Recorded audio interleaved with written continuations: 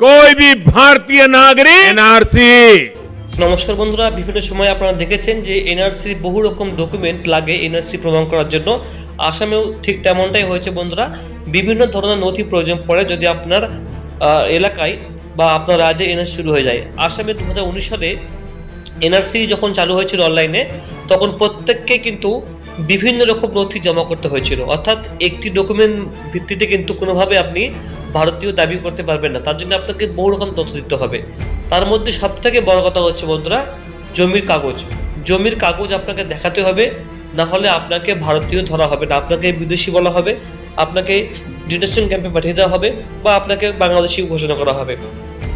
তো বন্ধুরা, আপনাকে ভারতবর্ষী প্রমাণ করতে গেলে আপনাকে 1971 সালের মধ্যে আপনাকে জমির কাগজ বা আপনাকে প্রমাণ দেখাতে হবে আপনি ভারতীয়। কেননা কোনোভাবেই কিন্তু আপনার যে দলিল আছে সেটা কিন্তু 1971 সালের পরে হওয়া চলবে না।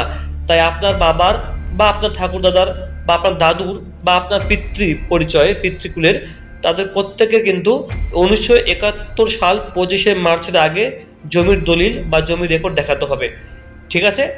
বা আপনার নিজের নামে না কোনো সমস্যা নেই, আপনার বাবার দেখালেও হবে, বাবার বা আপনার ঠাকুরদার দেখালেও হবে। তার জন্য আপনাকে আমি আবার বলছি যে 1971 সাল দলিল লাগবে। কোনোভাবেই আপনি কোনো রকম ডকুমেন্ট দিয়ে পার না পেলেও আপনি বাড়ির ডকুমেন্ট দিয়ে কিন্তু বাড়ির দলিল দিয়ে কাগজ দিয়ে কিন্তু আপনি এনআরসির এই বিষাক্ত হাত থেকে বাঁচতে পারবেন। আপনারা হয়তো আইডিয়া করতে পারছেন না বন্ধুরা, এনআরসির জন্য বহু মানুষ কিন্তু আত্মহত্যা করেছে, প্রাণ দিয়েছে এবং বহু লোক কিন্তু আতঙ্কিত হয়ে তারা কিন্তু দিশেহারা হয়ে গেছে, অনেকের মাথা খারাপ হয়ে গেছে এনআরসির কথা শুনে। তাই আসামে যে ঘটনাগুলো ঘটেছে বন্ধুরা, তার থেকে একটাই শিক্ষা নেওয়া উচিত, কোনো মতেই যেন পশ্চিমবাংলায় আপনাদের কোনো সমস্যা না হয়। তার জন্য যদিও পশ্চিমবাংলার মুখ্যমন্ত্রী মমতা বন্দ্যোপাধ্যায় বলেছেন যে পশ্চিমবাংলায় এনআরসি লাগু করতে দেবেন না, কিন্তু বন্ধুরা 1971 সালের আগের দলিল আপনাকে শো করতে হবে। তাহলে তাছাড়া কিন্তু আপনি সমস্যায় পড়তে পারেন। 1971 সালের পরে আসলে আপনাকে কিন্তু ভারতীয় ধরা হবে না, আপনাকে বাংলাদেশি ধরা হবে এবং আপনাকে এনআরসি করে বের করে দেওয়া হবে। তার জন্য বন্ধুরা 1971 সাল 25শে মার্চের আগে আপনাকে জমির দলিল বা কাগজ দেখাতে হবে। এবার চলে আসি বন্ধুরা, আপনারা জমির দলিল বা কাগজ কীভাবে বের করবেন। আপনারা একটা ওয়েবসাইট চলে আসি বন্ধুরা, দেখুন বন্ধুরা, oldelectoralrolls.wb.government.in সাইটে দেখুন বন্ধুরা, oldelectoralrolls.wb.government.in এই সাইটে আসবেন বন্ধুরা। এটা বিশেষত এনআরসির উদ্দেশ্যে চালু করা হয়েছে। পশ্চিমবঙ্গ সরকার আগের থেকেই এই ডকুমেন্টগুলো আপনাকে দিয়ে দিচ্ছে। এখানে কিন্তু আপনি ভোটার লিস্ট বের করতে পারবেন, পুরনো ভোটার লিস্ট আপনি কিন্তু অনলাইন বন্ধুরা বের করতে পারবেন। তাছাড়াও আপনি যদি মনে করছেন যে আপনার পুরনো দলিল লাগবে, সেটাও কিন্তু বন্ধুরা আপনি অনলাইন থেকে বের করতে পারবেন, সেটাও কিন্তু রয়েছে। তো আপনাকে প্রথমে দেখে দিই আমি আজকে এই সাইটটা বন্ধু আপনার অবশ্যই দেখে নিন। সাইটটার নাম oldelectoralrolls.wb.in। এখানে আপনি দেখুন 1952 থেকে 1971 সালের মধ্যে আপনাকে ভোটার লিস্ট আপনি পেয়ে যাবেন। তার জন্য আপনি নিচে আসতে হবে। এখানে আপনি কোন সালে নেবেন, 1952, 56, 58, 59, 61 বা 66, 67, 71 পর্যন্ত এখানে রয়েছে বন্ধুরা। আপনি এখানে ক্লিক করে আপনি কোন ডিস্ট্রিক্টে, আগে ডিস্ট্রিক্ট ভাগ কম ছিল তো আপনি সিলেক্ট করে নিবেন। সব ডিস্ট্রিক্টের নাম এখানে রয়েছে, কোন বিধানসভা নামগুলো আপনি এখানে সিলেক্ট করে নেবেন, সার্চ অপশনে ক্লিক করে দেবেন।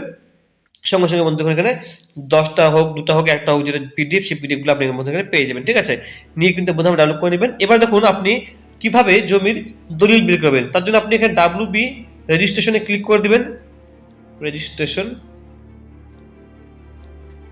এটা করে দিবেন। করে দেওয়ার পর আপনি এখানে এই দেখুন ওয়েস্ট বেঙ্গল রেজিস্ট্রেশনে ক্লিক করে দিবেন। এখান থেকে বন্ধুরা আপনি ডিজিটাল জমির দলিল বের করতে পারবেন। ঠিক আছে?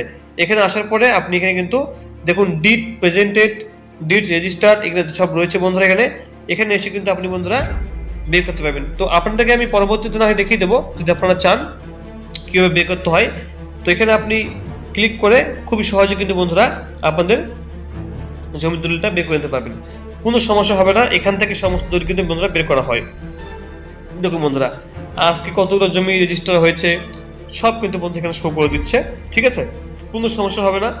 যদি কোনো কোশ্চেন থাকে বন্ধুরা অবশ্যই জানাবেন পরবর্তী ভিডিওতে। এখানে দেখুন পুরো এখানে সব কিছু রয়েছে বন্ধুরা। দেখুন ইডিট, এই দেখুন ইডিট রয়েছে এখানে। আপনি এখান থেকে ক্লিক করে বন্ধুরা সব কিছু এখান থেকে বের করতে পারবেন। আমি এটা বড় প্রসেস হবে, আমি পরবর্তীতে একটা ভিডিও করে আপনাকে দেখিয়ে দেবো। ঠিক আছে? তো বন্ধুরা এই ছিল update. Thank you so much.